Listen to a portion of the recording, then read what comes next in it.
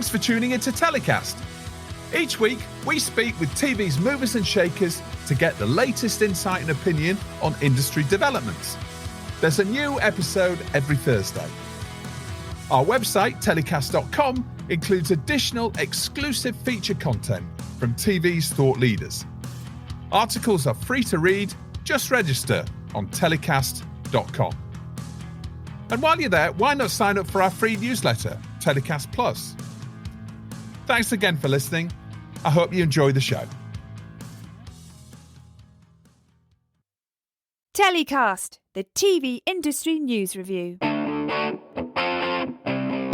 On this week's show, I'm at Series Mania Forum in Lille as the scripted TV business comes together once again to pitch, meet and debate the future of TV drama. My guests are Banijay's head of scripted Lars Blomgren, Series Mania Forum director Franchesco Capurro, Andrew Gutzeit of Germany's Storyhouse Productions and Spanish producer Aurora Guerra from Alea Media. It's all coming up on this week's TellyCast. Okay, for our Series Mania Special show, I thought where better to start than meeting with Franchesco Capurro, Series Mania Forum Director. Francesco, thanks for coming on the show. Oh, thanks for inviting me. Thank you very much. Really glad. I've grabbed you for 15 minutes and this is, an incredibly busy, your busiest day of the year, probably. Can you, first of all, tell us a little bit about Series Mania? Because this is my first time at the event. It's incredibly impressive. It's been a fixture on the festival circuit and the scripted industry circuit now for a few years. Can you give us a brief history of the event and tell us why it's become so popular? Yes, of course. Series Mania started as a festival, so to screen to the audience TV shows, and it started more than 10 years ago, because Laurent Salzberg and Frédéric Lavigne, the artistic director, found that at that time television quality was really rising, and it was only the beginning of a decade of excellent television shows. And then in 2013, I joined the team to start the industry part of the event, and we started very small with a co-production event, trying to put together projects in development, looking for financiers and commissioners from the main European broadcasters or distributors. And there was a huge buzz around the Series Mania. People were very happy. Project that we selected has been picked up and produced, and every year the event has doubled in size. And at some point the French government in 2017 decided to move the event from Paris to Lille and to give us a higher budget. And so thanks to the support of the northern region of France, and the CNC and the European Creative Europe Media, we developed the event into this big market that is today. Yeah, well, here we are at the centre of Europe in France, near the Belgian border, and you really get to see a lot of the key European broadcasters here. But also, I've noticed there's quite a few American senior execs from studios. You mentioned the co-production. Those pitching sessions have become like the centerpiece to the event. Can you tell us, how that developed and what happens in those pitching sessions? Everything started from the co-pro pitching sessions. We receive every year, we make an open call and we receive hundreds of projects from all over the Europe. This year, 330 projects. We have selection process, and then we pick up 15 projects. We try, of course, we have different criteria in terms of genre, stage of development, diversity of teams, etc. And we try to have a wide selection so every kind of buyers and commissioners can find one or two projects that fits his own goals and what he's looking for. And it's really successful because almost 30% of the project that we presented has been produced at some point, so it's really good knowing that there are so many projects out there. And in a very competitive market, I think that being selected in Series Mania helps really the project to stand out. And moreover, we have a professional jury giving a 50k euros award for development to the best project. And so it's really interesting for the producer to apply. And so, yes, we will see who wins today. Right. Okay. Well, we'll keep our eyes on the press, and I'm sure that will be announced in due course. I also noticed there's some writing residency programs as well. Tell us a bit about that. Yeah, this is going in the same strategy. You know, as everyone is looking to jump in on the project at the very early stage, we thought that it was important to train the writers and to make them, ready to pitch their project to the buyers, commissioners, and the industry in general. So we created 3 writing residencies: the Writers Campus, the Franco-Israeli Residency, and Dental Workshop. 2 of them in partnership with the CNC. And we bring those writers from all over the world. We train them with experienced tutors, and then they come here at the forum to pitch their ideas. And it's amazing how many meetings they get with the industry. This event, more than many others, it's really for producers, isn't it? I mean, obviously there are distributors here and there are networks here, but it seems to me to be the scripted industry event for producers to come together and pitch those programs and pitch those series and come together and collaborate with other like-minded producers and obviously sell their projects.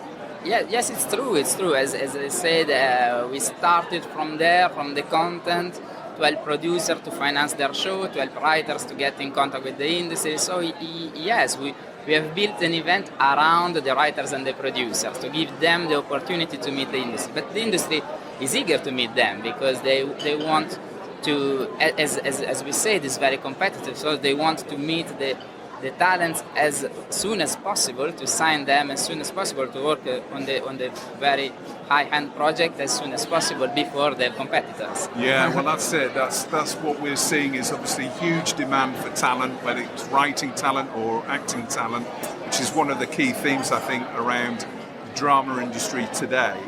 Now, this event is back to its usual place in the calendar. Last year, obviously, COVID, any event producer in the TV industry has had it really tough, right, for the last couple of years. What I see is that this event seems to come back stronger than ever. Can you give us an idea of the number of delegates that we've got here? And because everybody likes to talk about numbers, don't they, at the end of the day? Yeah, but we have 3,000 delegates here in Lille, and it's a record number since the origin of the Series Mania Forum. So we are more than glad. It's more than we expected. Of course, as you said, we are coming through 2 difficult years. Last year we need to postpone the event end of August and beginning of September. We had 2,100 participants here, and now so we have almost 1,000 more just only 6 months later. So it's even better than our expectation. It's been this industry wants to meet and mingle again and maybe forget a little bit the COVID crisis. Yeah, well, that's it. We all want to do that. And you know what's great to see is there's barely a mask in sight now. You know, everybody's getting back together and it seems almost like COVID never happened. So it's good to put that all behind us.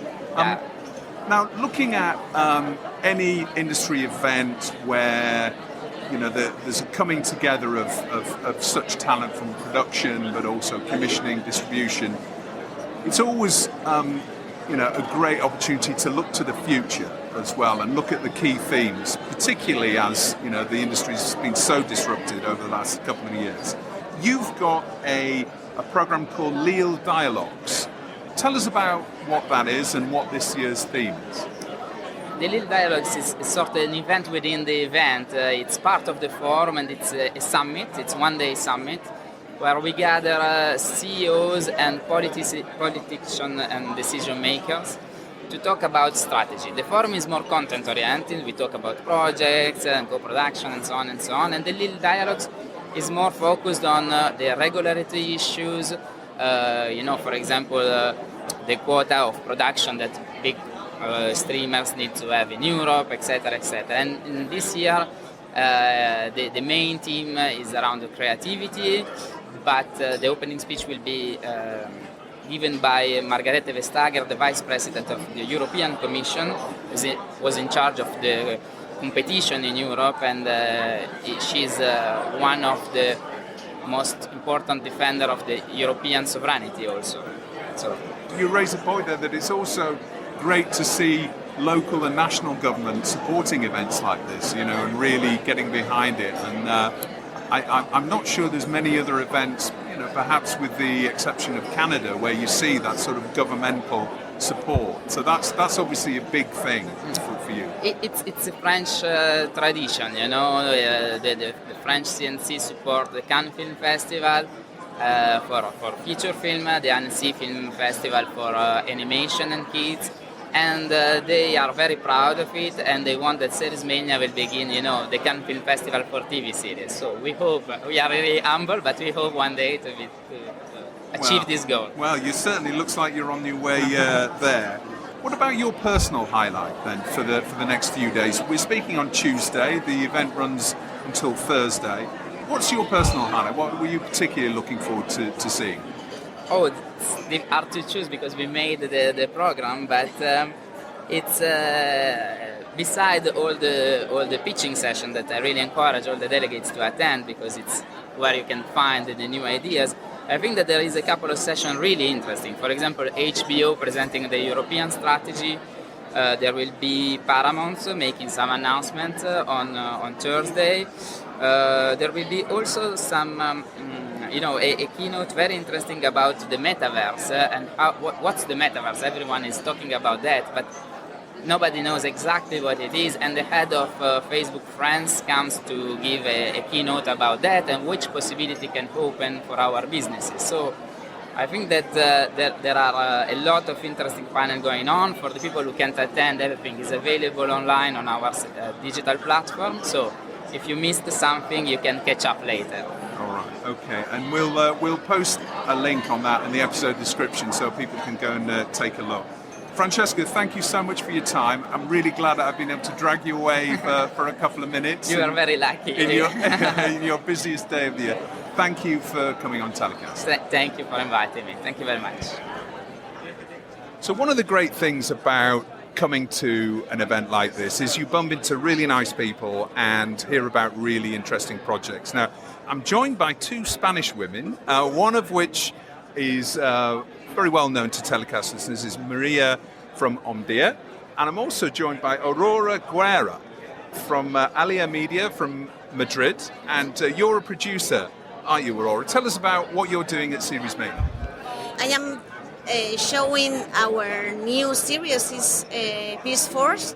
It's a military thriller with a lot of proactive female characters on the army and on Africa. That is where the action developed. Okay.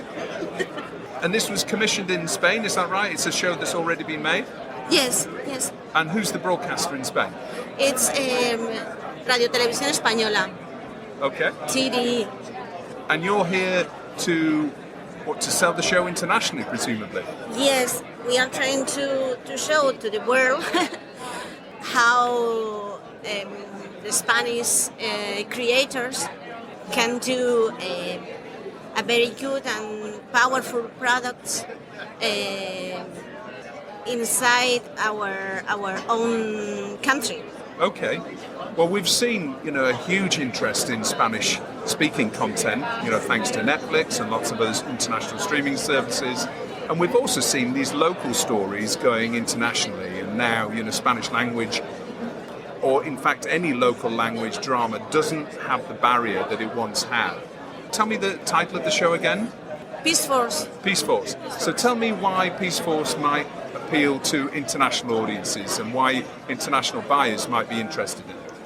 We thought that the army was an attractive location and reality yet to be discovered for the main public. And it is the first time a series has peace forces as the main topic. And we talk about pirates, human trafficking, and the whole style of the environment in Africa, from the soldiers. Okay. And women are the key protagonists in this show. Okay. Yes. By the way, you've got a very relevant surname. Guerra is war, right? So to be making this sort of show, how easy is it for a woman to produce a show about women in action in the army and sell that internationally? I mean, is that straightforward? Because that's quite unusual. Yes, it's quite unusual because they are prejudiced about that women cannot shoot in action scenes or thriller with a lot of action, but in Peace Force, women are the force of the series. Okay, so basically it's women involved in army maneuvers and women involved in war and peacekeeping, presumably. Yes, but not only military women, African women too, and young and elderly women get together to fight for their lives and defend their dignity. You know, it's a kind of sorority that it became a real weapon for them. Yeah. Okay. Well, I mean, there's lots of themes there that are very relevant today and also very, very topical. Your objective is to sell this internationally. Have you had many pitch meetings so far, and how's that going? We just announced on this meeting that series. Okay. It's the first time we show. All right. Well, Yes. you hear it here first on TellyCast. Well, I wish you all the very best Yes, you are. with the project. Maria, great to see you again. What are you doing at Series Mania? Hello, nice to be here today. So I'm doing two things. Today I was presenting some of the top Spanish content we have at the moment. So I was presenting 4 top series that are coming to you this year, one of which was this one from Televisión Española. It's really fascinating how popular Spanish content is. According to Netflix last week, they said the most popular titles outside the US come from 1, South Korea, 2, the United Kingdom, and 3 from Spain. So it's kind of spectacular, the growth, the prestige that Spanish content has today. So I was very proud with the panel. Thank you, Aurora, because I think your series are really amazing. You're welcome.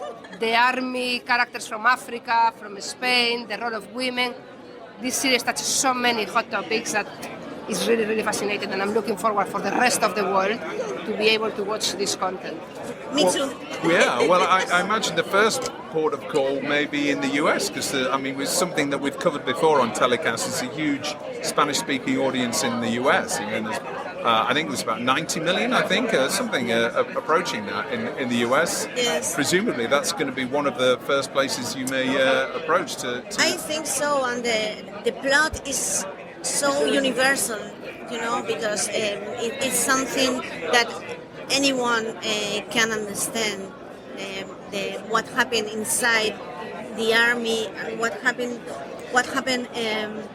when the army came into another country with another culture, with another religions, and these kind of conflicts, I think they are very global. Yeah. Well, we see very, very similar conflict happening right now, which is brings that very much to the fore. Aurora, Maria, thank you for coming on the show. It's lovely to bump into you, and good luck.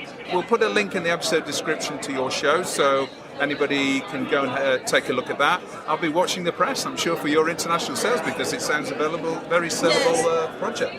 Okay, thank you. My next guest on this week's show is Lars Blomgren, Head of Scripted at Banijay. Lars, how are you? I'm fine. It's nice to be in Lille. It's nice to be in Lille. The sun's out. It's been a busy day of back to those half-hour back-to-back meetings. How's that been for you? Have you enjoyed being back into the swing of a industry event? Absolutely, and you can tell from all the people here that everyone's really excited. Even the broadcasters are excited to see us. Right, okay, well that's saying something. So from a scripted producer, leading scripted producer like Banijay, producer of Peaky Blinders and many other scripted hits, what does coming to this event deliver for you? What's the main opportunity for you and what do you achieve from it? Well, there's two things. First of all, we're such a big group. We're like 51, 55 production companies producing scripted right now, and during the pandemic we've only met on Zoom and phone calls, so it's nice to meet people in person.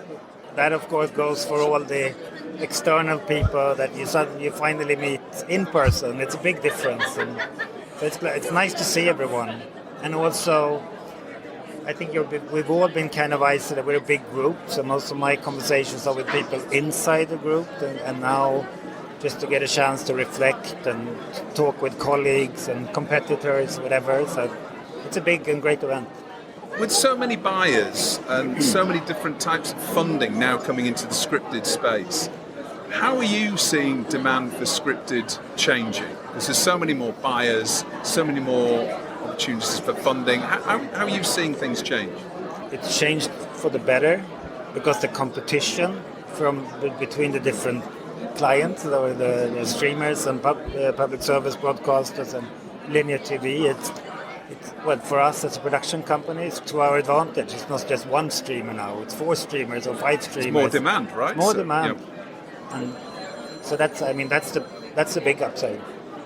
And for production business of your scale, obviously you mentioned about 50, however many individual companies around the world. What we have seen over the last few years, which is a real phenomenon and as a direct result of the streamers that we've seen come to the marketplace, is the success of local language content travelling, which just a few years ago would have been unheard of. Right? You were involved as a producer on The Bridge, so perhaps that was one of the first that really travelled for foreign language or local language dramas. What travels well now and what doesn't? I mean, all our clients, they talk about that they want truly local shows, but hopefully with a global appeal. And I would say that it's the stories that thematically are relevant for a bigger audience than the local one. And of course, I mean, Squid Game is the best example. It's the 60% of the world's population is in the same situations as the guys in that game. So of course you can relate to it. But it's clear that the cross-border productions are out of fashion. We've done, like The Bridge, we did a lot of them out of necessity, of financial reasons. And having 2 broadcasters is better than 1 because you get a higher budget. But it's clear that they don't want a French woman going to Italy. They want a French story about French people, or a Greek story about Greek people. So that's a clear sign of times. Yeah. It's about those universal themes but told locally. Yeah, I think it's interesting how stories like set in a totally different universe still can be relevant on another part of the planet. But that clearly happens.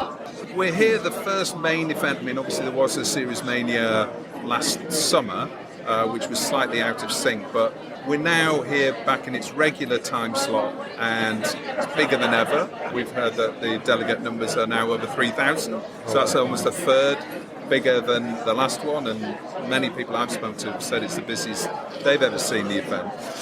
We're obviously now at a stage when production's back in full flow right around the world, or in many places in the world. Well, now we're coming out the back end of the pandemic. What are you seeing as the main effects now of the pandemic on production? We've heard lots of things about studio shortages and talent shortages, both in front of and behind the camera. I mean, how are you experiencing that over all of your companies, the overview that you have? No, I mean, like you say, it's the fight for the best talent and for the best producers and line producers and production manager and key crew. That's extremely challenging, and we've had situations where we had to postpone fully financed greenlit shows because we can't get the right teams in place, or more or less, no like disasters, but it's very close. That's a big one. Do you find that broadcasters or the commissioners of those shows are, because of this upward pressure on those costs, think they're relatively understanding of that? I think there's a big change there, and it's, I mean, to just broaden it, because I think during the pandemic and before the pandemic, time to market has been extremely important for the streamers, and a lot of times they've been asking us to say, more or less saying, yes, you'll get the project if you deliver 6 months earlier. that kind of created an unsustainable situation with putting a lot of pressure on the creative teams and everyone involved in front and behind the camera. And now, as a consequence, we've actually seen the quality of the product drop. Right. And then on the other hand, we see that the subscription rates were kind of flattened out. And quality is that the only reason to keep a subscription, that you actually finish the shows. So there's a new awareness of this the fact that you have to create a sustainable business, you have to respect the creative process. And as we know, the process is different from one territory to the other, and US is actually the exception, the way they work. But now, so I think that's for the better. There's a better understanding now, and because we all have the same interest. We want to produce high-quality shows. Yeah. Not only we've had the pandemic and we're starting to recover from it, but now we're seeing inflation going through the roof. We've seen all sorts of pressures on domestic households' spending power, and they're going to be looking towards their subscription services, and there's going to be a downward pressure on those. I mean, is that something that you think about a great deal? Obviously, it's not directly your issue, but do you see that as being a challenge for a production company such as yours and the industry as a whole? We talk a lot about it but again, to keep the subscribers, they need to deliver quality, and we're a high-end production company, and that's where we want to be in every single territory. So it plays to our advantage, actually. Yeah. It's the tentpole shows that we've seen of drive and subscriptions, but now it's about retaining them, isn't it? Yeah, it is. And again, you will only finish watching the show and renew your subscription if the material is good enough. So yeah, and you can see that second season coming. Yeah. You were right there at the beginning of the Scandinois wave as producer on the bridge, and you mentioned Squid Game. I've seen a wave of amazing local content coming from South Korea. As a global production company, where do you see as being the next global hotspot for scripted content? Are there any? Can you give us any clues on where you think the stories are starting to? Well, there's two ways of looking at it. Of course, we talk a lot about India. India is an amazing market, and we have a great presence there with two good production companies. But that's a market where like 95% of all the streaming is local content. That's a market that's growing rapidly, and that we really like. It's a nice from all. I mean, we just did a remake of Call My Agent, which is like an amazing success with like the biggest Bollywood stars, and it's like that works really well. Right. But then there's the other kind, and that right now we focus a lot of. There's an interesting on the feature side. There's an interesting connection between Spain, Mexico, and Hollywood. There's so many great, talented feature film directors and actors and talent in general, and we would love to see the same happening on the TV side. So that's of course that's a big focus for us. Right. We have a production company in Mexico called Boomdog, and we have a special part of the American business that focus on Hispanic production. And of course we want to build the relation between Spain, Portugal, and Latin America, and Mexico, and the US. We've seen these macro effects affecting the global TV business. One of the things that really came through during the pandemic was, a renewed focus on diversity within production. How have you adapted to that? We've seen real consumer demand to reflect global happenings, over the last couple of years, and the change of what sort of scripted content audiences want. How have you adapted to that as a global producer? But for us, it's actually a blessing in a way, because if you tell a story through the lens of diversity, it becomes more interesting in a way. And I think that's we move a lot of formats around, and anyone from the underrepresented communities, they've gone through so much more hardship and challenges that like Scandinavian like me. So I think it just works for the better. So there's many untold powerful stories there too. All over the world, and that's of course, you have to help me with the title now. The Jack Thorne story is about because we've changed the title. Then Barbara met us, so we're doing this BBC show about the fight for the disability and the rights of disabled people. a Jackphone, and that's a really good example of a show that's part of this new perspective, and we would love to do more. Yeah.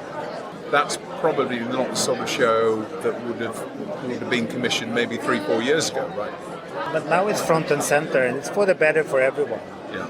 You were talking about scarcity of talent and all of the effects that coming out of the pandemic has got when it comes to production of script. Obviously, big name writers are in massive demand now.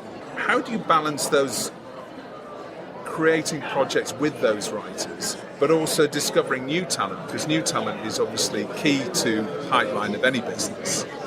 How do you balance that across the portfolio of scripted that you're producing? Every production company is like a fully functioning production company with their own scouts and producers and development producers. So they do this themselves, and some of them are like Yellowbird in the Nordics are really focused on doing book adaptations on big IP, like the Millennium Trilogy, the Go with the Dragon Tattoo, while other companies are just 100% focused on doing originals. They handle their own developments, but we do focus a lot on new talent and incubators, and as we know, even if there's a big demand for the big writers, but some of the really big shows from the last 10 years have come from new talent that are now on big deals with Amazons and Netflixes and so forth, but we really have to keep a close eye on the new talent. Yeah, so it's just down to scouting and ensuring that you're and being there. Yeah. Lars, thank you so much for your time. Really enjoyed chatting with you. Great to be here in, as you say, the sun of Lille. All the best for the rest of Series Mania. You too. Thanks a lot. So my final guest here at Series Mania in Lille is Andrew Gutzeit, Chief Creative Officer and General Manager at Storyhouse Productions. How are you doing? Great to see you. Great. Thank you very much for having me, Justin. We met each other last night at the opening drinks event, and it's always good to get back together and have a quick chat and see how things are going. So first of all, tell us about Storyhouse, because you've got a German name, but you've got an American accent, and Storyhouse is a German company. Tell us about the business and what you guys do. Yeah, absolutely. So we've been around for 22 years. I spent about 25 years in the US, and much of that time, obviously, with Storyhouse. In the last 5 years, I came back to Europe to start our scripted business, and that's what I'm heading up right now. We are part of the Bavaria Group, which is one of the 3 largest production houses in Germany, and I run the scripted side, and that's what I'm doing here in Series Mania. Obviously, very sizable business, and I think you've been working on some big, high-budget dramas.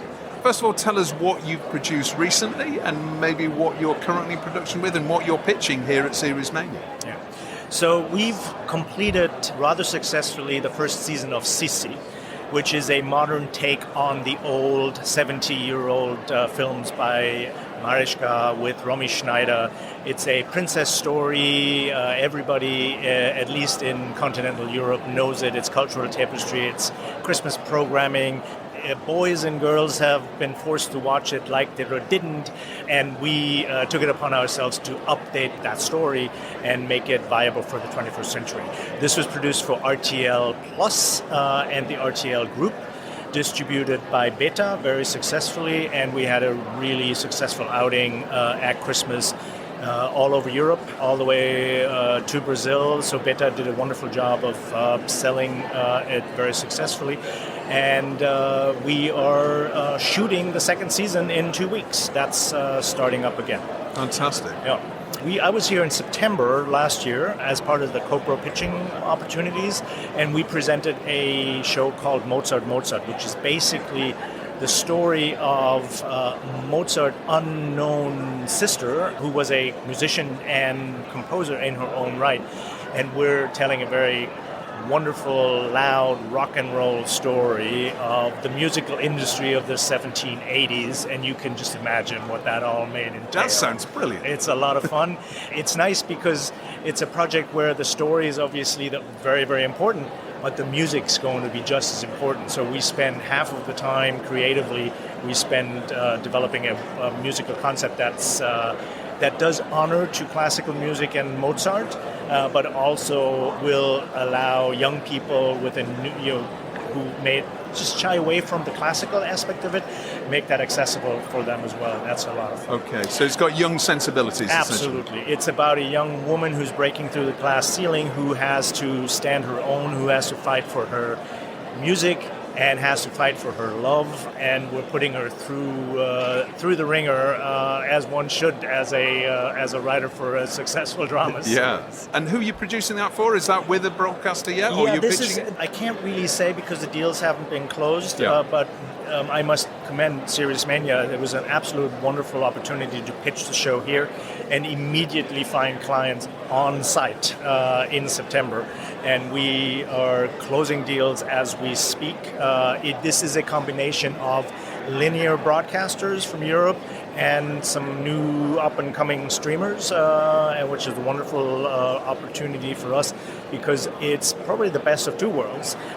It preserves, so the producers intended long tail for a show like this, but it will have immediate, distribution linearly, but it'll live on with a big streamer as well. So that's a very, very nice combination. First time we're doing this, but very exciting. Well, we'll keep our eyes peeled for the news around that. When do you expect to be able to announce your broadcast partners? Within the next couple of weeks, I hope. Okay, Yes. all right.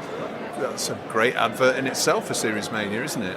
And are you pitching anything else? Because we've been trying to hook up today, and you've been in back-to-back meetings, which is a great sign. So, are you pitching anything else, or anything you can tell us about? Yeah, absolutely. We're pitching a rom-com show. It's a series based on a best-selling book franchise from Germany. We're producing this together with Wild Sheep and Eric Barmack in LA. So that is at the top of our list. We have a number of true crime series, which is obviously something that does sell very well. We have some exclusive access there and some really good writers on it as well.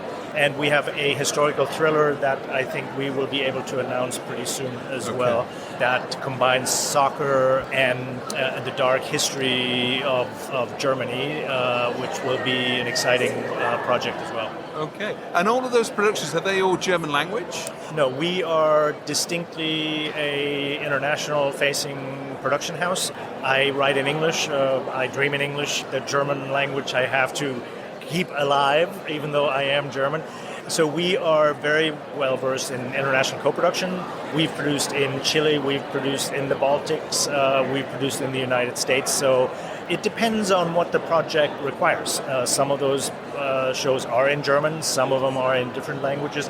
The last show that we did was Dignity about 2 years ago for HBO Nordic, Amazon LATAM, and that was 70% Spanish language and the rest in German. So we're definitely looking for opportunities because the desire for upscale content is as high as ever, and especially many of the linear broadcasters find it hard to justify these budgets, and you have to find partners, and that's certainly something that a producer needs to be looking at. Yeah. I asked Lars Blomgren earlier on in the show about the challenges that Banijay is facing as an international business around talent shortages and crew shortages and studio shortages that everyone seems to be universal right now. Are you facing those challenges as you go into the second season of CC? Is that something that, do you have those same challenges? No, we are producing this in the Baltics, in Riga and in Vilnius. We've been working there with trusted partners for over 7 years. And that is a blessing right now because we know the top talent there. We can make long deals with them. We are fortunate enough that we've been greenlit for a second season before the first season even aired. So we could make plans and lock people into production for us, which is really nice. And we're hoping that we can extend that with Mozart as well, so that we can guarantee the highest level of production with people that we know and will have a proven track record. But that challenge is a very, very big challenge. Yeah. And we're fortunate enough that we found the right mix of how to interesting talks. So, yeah, you seem to have anticipated that pretty effectively. Yeah. Congratulations on that. Andrew, thank you. I'm not going to take any more of your time. I know you're in and out of meetings, but thank you for spending the time with me on TellyCast. Really great to meet you, and who knows, might see you for a drink around Lille later on. Absolutely. Looking forward to it. Thanks very much, Justin. Well, that's about it from Lille. I hope you enjoyed the show. We've just announced our first event, the TellyCast Content Funding Festival, a unique new industry event created to bring content producers and financiers together to explore the wide range of production funding options available today. It takes place at Lincoln's Inn in London on Tuesday, April 26th. Tickets are strictly limited and on sale now at telecast.com/events. We hope to see you there. TellyCast was edited by Ian Chambers and recorded in Lille. Until next week's show, as always, stay safe